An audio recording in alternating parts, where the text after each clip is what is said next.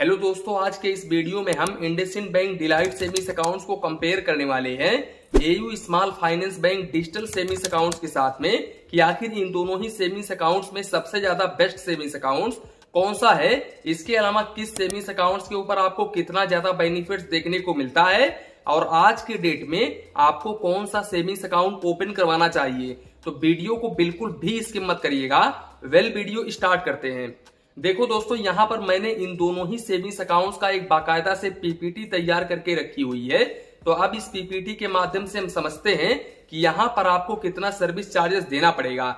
देखो, सबसे पहले अगर हम मोबाइल बैंकिंग को लेकर के बात करें तो देखो, इंडसइंड बैंक के मोबाइल बैंकिंग एप्लीकेशंस के ऊपर 4.1 का रेटिंग है। इसी के साथ साथ 634K का रिव्यू है और 77 MB का ये एप्लीकेशन है और लगभग 10 मिलियन प्लस लोगों ने डाउनलोड किया हुआ है। वहीं पर अगर हम AU small finance bank mobile banking applications को लेकर के बात करें तो देखो भाई, एयू स्मॉल फाइनेंस बैंक के मोबाइल बैंकिंग एप्लीकेशंस के ऊपर 4.3 का रेटिंग है। इसके अलावा 93K का रिव्यू है और इसी के साथ साथ 81 MB का ये एप्लीकेशन है और 5 मिलियन प्लस लोगों ने डाउनलोड किया हुआ है।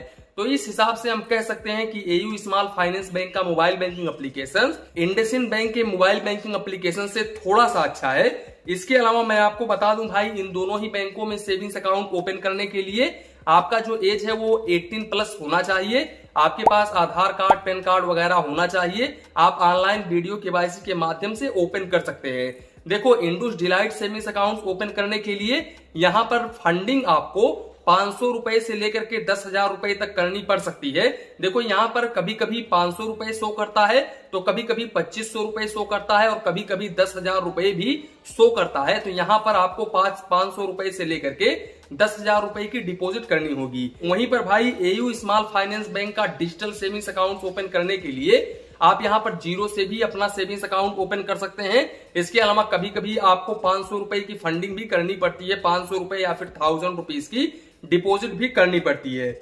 इसके अलावा मैं आपको बता दूं, इंडसइंड बैंक का एक और पॉइंट है कि यहाँ पर भाई, इंडसइंड बैंक में आप अपना सेविंग्स अकाउंट ओपन करते हो ना तो आपका मोबाइल नंबर ही अकाउंट नंबर बन जाता है, जबकि एयू स्मॉल फाइनेंस बैंक के केस में ऐसा बिल्कुल भी नहीं है। तो दोस्तों, यहाँ पर हम कह सकते हैं कि ये सेविंग्स अकाउंट काफी बेस्ट है भाई। आपका मोबाइल नंबर ही आपका अकाउंट नंबर बन जाता है। दूसरी बात भाई, यहाँ पर वेलकम किट में यहाँ पर इंडसइंड बैंक में डेबिट कार्ड देखने को मिलता है। इसके अलावा चेकबुक देखने को मिलता है और यहाँ पर भाई, एयू स्मॉल फाइनेंस बैंक में भी एटीएम कार्ड और चेकबुक यहाँ पर वेलकम किट में देखने को मिल जाता है। इसके अलावा अगर हम इंटरेस्ट रेट को लेकर के बात करें तो इंडसइंड बैंक आज के डेट में 3% से लेकर के 5% पर एनम तक का इंटरेस्ट रेट सेविंग्स अकाउंट्स के ऊपर ऑफर कर रहा है अपने सभी सेविंग्स अकाउंट्स होल्डर्स को। लेकिन यहाँ पर आप 3% ही मान के चलो, क्योंकि 3% से ऊपर लेने के लिए आपके अकाउंट में काफी हाई बैलेंस होना चाहिए, तभी आपको ज्यादा यहाँ पर इंटरेस्ट रेट देखने को मिलेगा। जबकि इंडसइंड बैंक में 2.75% से लेकर के 6.50% पर एनम तक का इंटरेस्ट रेट देखने को मिल जाता है। इसके अलावा दोस्तों, ये दोनों ही savings account zero balance savings accounts है। तो यहाँ पर मिनिमम बैलेंस की टेंशन लेने की जरूरत नहीं है, ना ही तो आपको मिनिमम बैलेंस मेंटेन करना है और मिनिमम बैलेंस चार्जेस भी नहीं देना पड़ेगा। इसके अलावा अगर हम यहाँ पर एसएमएस अलर्ट को लेकर के बात करें तो देखो, इंडसइंड बैंक में ट्रांजेक्शंस अलर्ट बिल्कुल फ्री ऑफ कॉस्ट है, लेकिन बैलेंस नोटिफिकेशन के ऊपर आपको 30 रुपए प्लस जीएसटी क्वार्टरली यानी कि प्रति 3 महीने में चार्जेस देना पड़ता है। अब यहाँ पर भाई, कुछ लोगों को ये समझ में नहीं आ रहा होगा कि ये ट्रांजेक्शंस अलर्ट होता क्या है। तो देखो, यहाँ पर मैं आपको बता दूं कि जब आप किसी के पास में पैसे भेजते हो और आपके मोबाइल पर एसएमएस आता है तो हम उसी को बोलते हैं ट्रांजेक्शंस अलर्ट। तो यहाँ पर आपको कोई भी चार्जेस नहीं देना पड़ता है। लेकिन अगर आपके मोबाइल पर कोई ऐसा एसएमएस आता है जिसमें आपका अकाउंट बैलेंस शो होता हो और उसमें कोई भी ट्रांजेक्शन अलर्ट ना हो तो उसको हम बोलते हैं बैलेंस नोटिफिकेशन।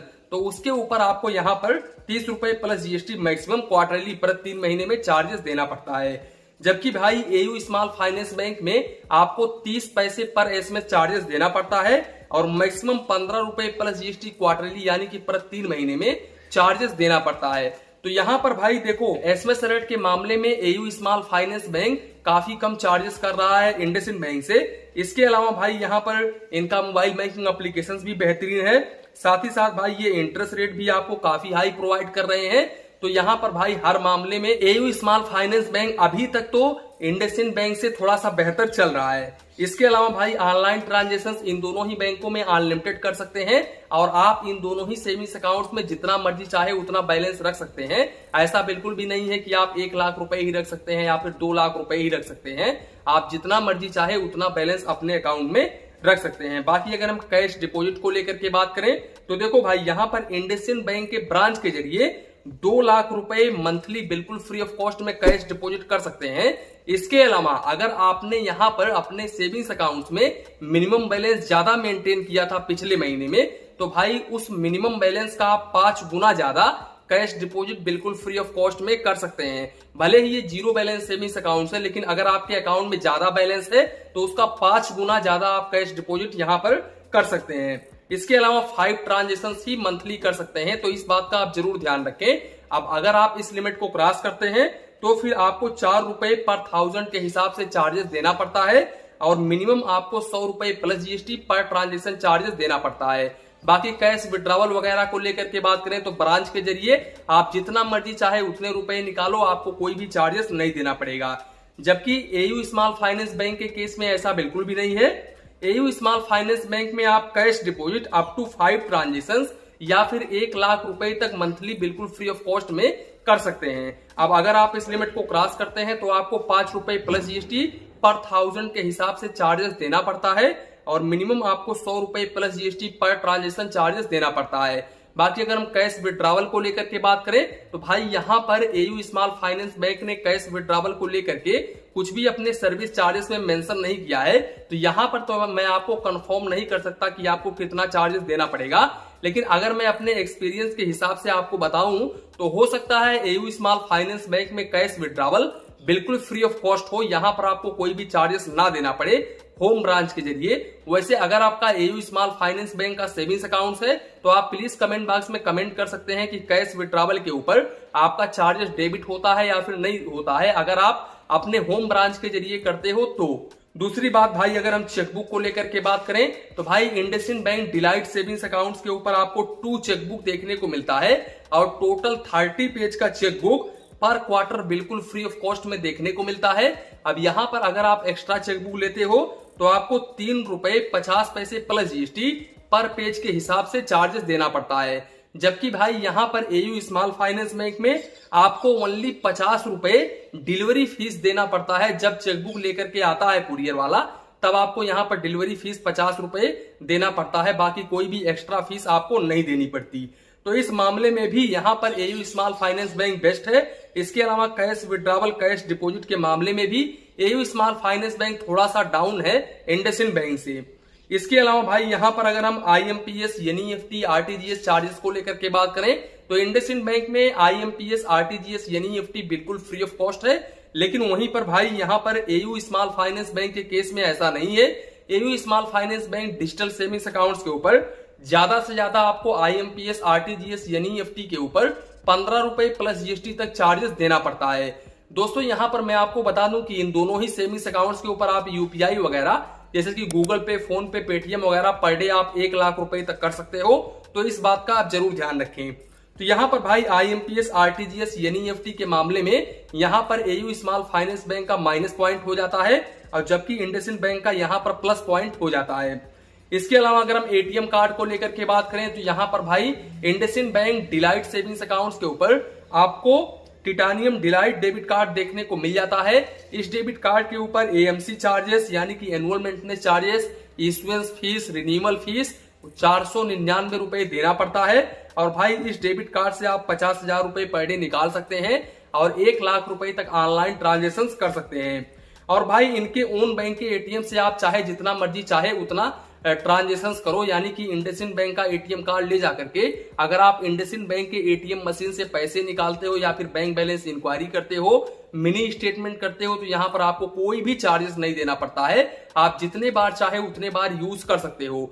लेकिन दूसरे बैंक के एटीएम से अगर आप इंडसइंड बैंक का एटीएम कार्ड ले जाकर के दूसरे बैंक के एटीएम से ट्रांजेक्शन करते हो तब फिर ऐसे कंडीशंस में भाई यहाँ पर मंथली 5 फाइनेंशियल और नॉन फाइनेंशियल ट्रांजेक्शन कर सकते हो और मेट्रो सिटी से मंथली 3 फाइनेंशियल और नॉन फाइनेंशियल ट्रांजेक्शन कर सकते हो। अब अगर आप इस लिमिट को क्रॉस करते हो तो भाई आपको फाइनेंशियल ट्रांजेक्शन के ऊपर 23 रुपए प्लस जीएसटी और नॉन फाइनेंशियल ट्रांजेक्शन के ऊपर 10 रुपए plus GST per transaction charges देना पड़ता है।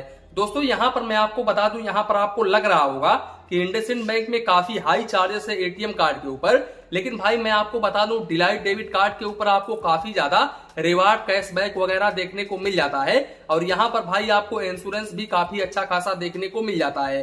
अब हालांकि मैं इन दोनों ही सेविंग्स अकाउंट्स को कंपेयर कर रहा हूं, इसलिए मैं आपको कैशबैक के बारे में ज्यादा डिटेल्स में एक्सप्लेन नहीं कर सकता, क्योंकि अगर मैं इस वीडियो में कैशबैक के बारे में बताऊंगा तो भाई ये वीडियो काफी लंबा हो जाएगा। हालांकि अगर आप कमेंट बॉक्स में कमेंट करोगे तो IndusInd bank delight savings accounts के ऊपर एक सेपरेट वीडियो डिटेल्स में लेकर के आ जाऊंगा, जिसमें कैशबैक वगैरह रिवार्ड पॉइंट के बारे में मैं आपको एक्सप्लेन कर दूंगा।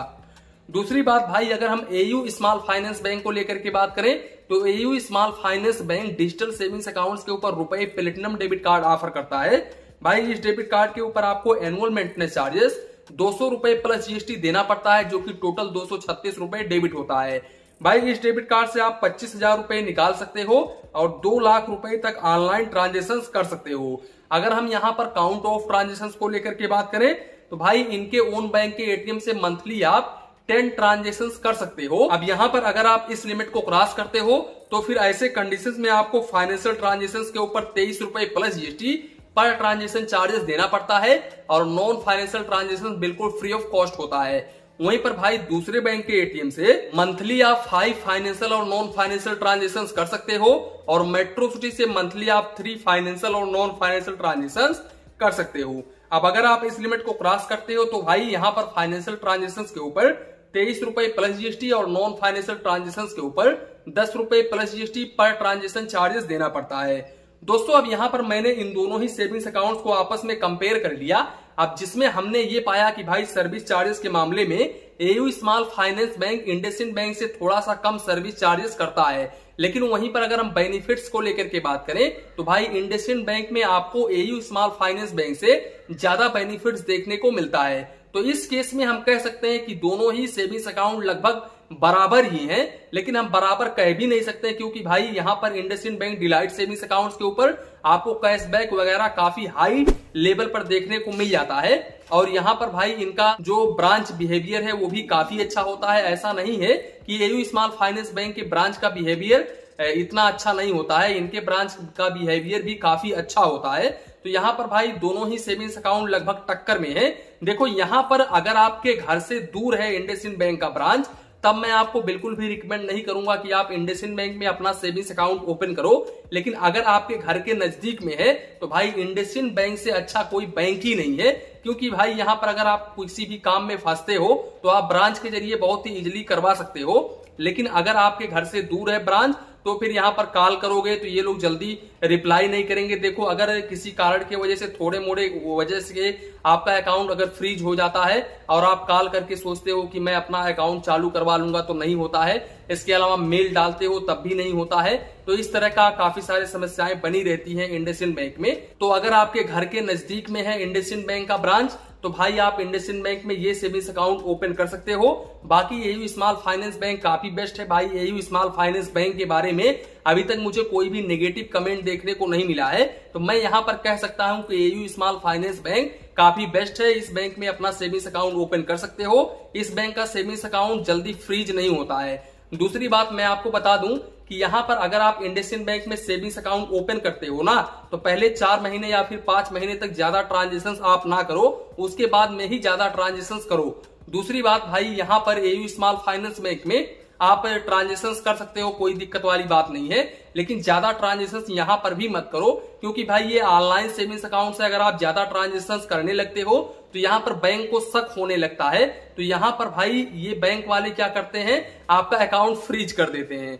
तो दोस्तों कुल मिलाकर के यही था वीडियो। अब यहाँ पर आप डिसाइड कर सकते हो कि मुझे कौन सा सेविंग्स अकाउंट ओपन करवाना चाहिए। तो इसी के साथ में वीडियो समाप्त करते हैं। वीडियो पसंद आया हो तो प्लीज वीडियो को एक लाइक करिए और अपने चैनल फाइनेंस बैंकिंग को सब्सक्राइब करिए। मन में कुछ डाउट हो, कंफ्यूजन हो तो प्लीज कमेंट करिए। धन्यवाद, मिलते हैं नेक्स्ट वीडियो में।